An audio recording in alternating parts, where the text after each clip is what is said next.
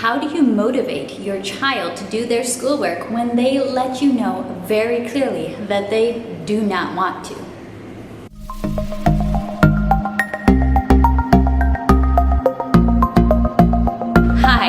Rachel from 7 and All. I am a second generation homeschooler, and today we are going to talk about motivating your child in particular school subjects that they are just not very interested in.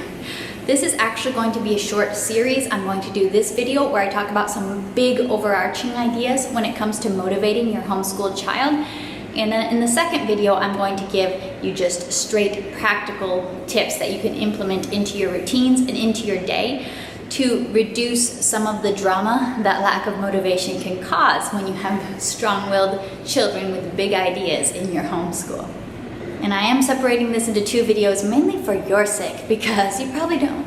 There's a lot here, and you probably don't want to listen to a 25-minute video, but that video will be coming to you shortly with the practical tips. But let's start here with some big ideas.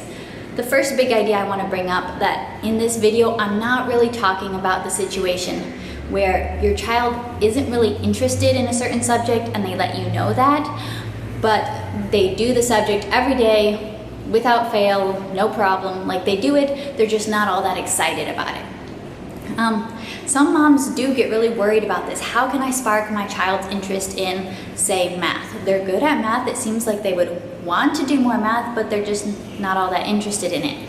And here's where I would say, don't really ask for more. Don't ask for too much.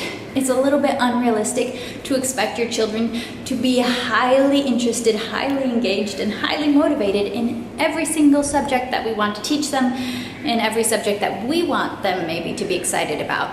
It is enough for them to do their work, to do it well, to learn, to progress. There is a lot of value in that. I mean, do you feel highly excited about every task and job and thing that you have to do throughout your days? Probably not. I mean, I know for me, I don't get super thrilled about vacuuming the floors, yet I still cherish my role as a homemaker, as a mom of boys who are always bringing dust onto the floor. It's a part of my job and I will do it, but I'm not going to be like super passionate about vacuums. There is space for sometimes just doing the work and getting it done. However, for the rest of this video, I'm going to assume that this is not the kind of situation that you are concerned about. This is not why you clicked on the video. You're probably more likely in the situation that you have a strong-willed child, possibly a gifted learner in your homeschool.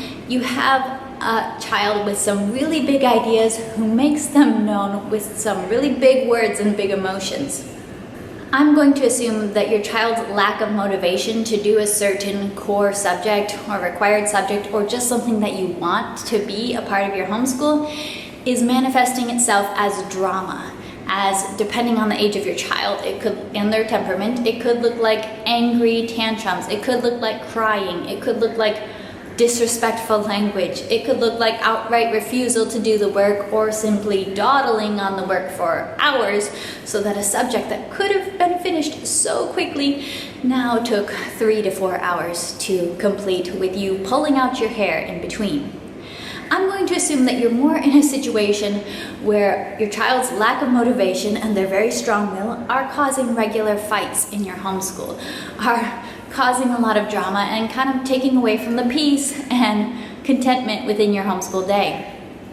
That's more where lack of motivation can lead in some of these situations when you're dealing with very strong-willed children, with sometimes gifted or exceptional learners that have their own ideas on what their education should look like. What can you do in these kind of scenarios? First of all, I'm going to address the generally accepted advice. The refrain that you will hear repeated again and again within the homeschool world is, if your child's not interested in a subject, you as the homeschool mom need to change and adjust something about that subject. Maybe you need to get a different and more engaging curriculum with more illustrations and more hands-on activities to make the subject come alive.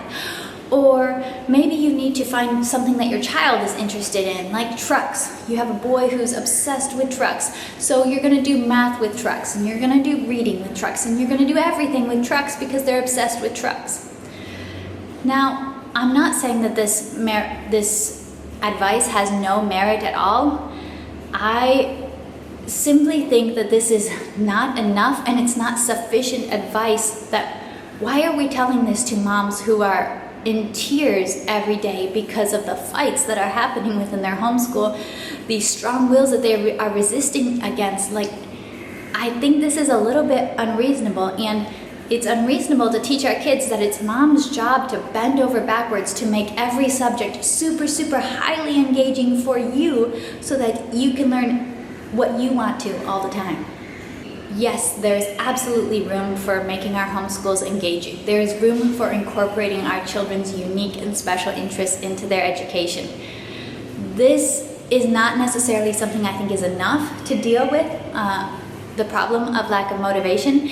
And I also don't think that the child's lack of motivation and lack of desire to do things that they don't want to do is all of the mom's problem, the parent's problem, and the parent needs to solve it and make the child's world okay and interesting for them all the time.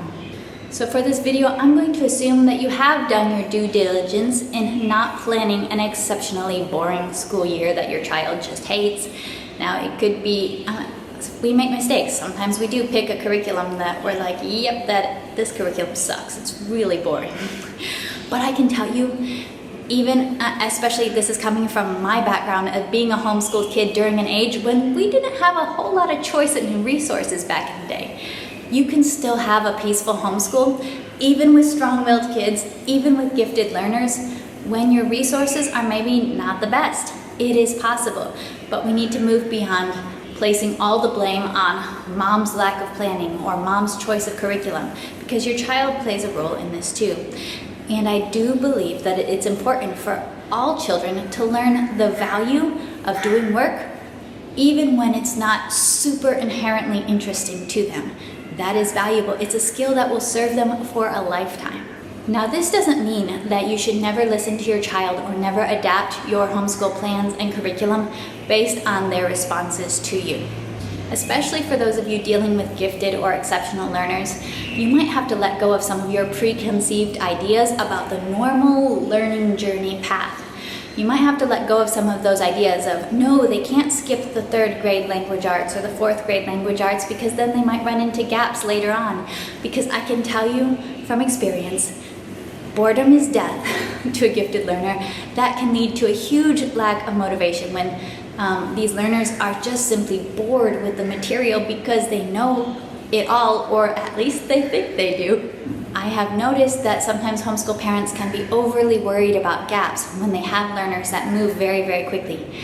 Let me just tell you from my perspective in learning this way, I would really not worry about gaps, because when your child does come to a gap, I'm not saying gaps don't exist, when these type of learners come to a gap later on, they will very likely be able to figure it out within a few seconds. They won't necessarily need all the scaffolding that you might expect to be needed, and that every person who will teach, educational philosophy will tell you, oh no, you need all this scaffolding. Sometimes you genuinely don't need all the scaffolding. So do be willing to change some of your preconceived ideas on how education needs to work and what it needs to look like at every age. However, there are going to be some things that your child just needs to do the work of. And I am not on the side of those that say, no, everything that your child does should be interest-led. No, I think that there's value in doing the work. I think that there's value in meeting your legal requirements to study certain subjects in your homeschool, whether or not they are interesting. These are valuable things. So how do we get our strong-willed, big idea children on board with studying these things that they don't want to study? Now, you might want the answers to that question right now, but that's actually more of what I'm going to talk about in the next video. For this video, so, subscribe, check out that video. Once it's released, I will put a link to that video in the description down below. But for right now, I want to leave you with this idea. You can use strategies in responding to this, in making your homeschool days go smoother if you are dealing with this lack of motivation. But what I want to tell you right now is that those strategies are not meant to be used in the middle of the drama. They're not meant to be used in the middle of the crying tantrum or the screaming fight or the standoff between parent and child. That's not when you start applying your motivational strategies. Not in the middle of it. All ideal training and planning and scheduling and trying to work to make your days go smoother does not happen once the drama has already started. So you need to be proactive, not reactive, when dealing with lack of motivation with your child. I will be back next time giving you specific practical strategies on how to deal with this on an everyday basis. But remember, it's not for in the middle of the drama, it's for when it's not occurring. During times of peace, start implementing these strategies. Okay, next up will be strategies.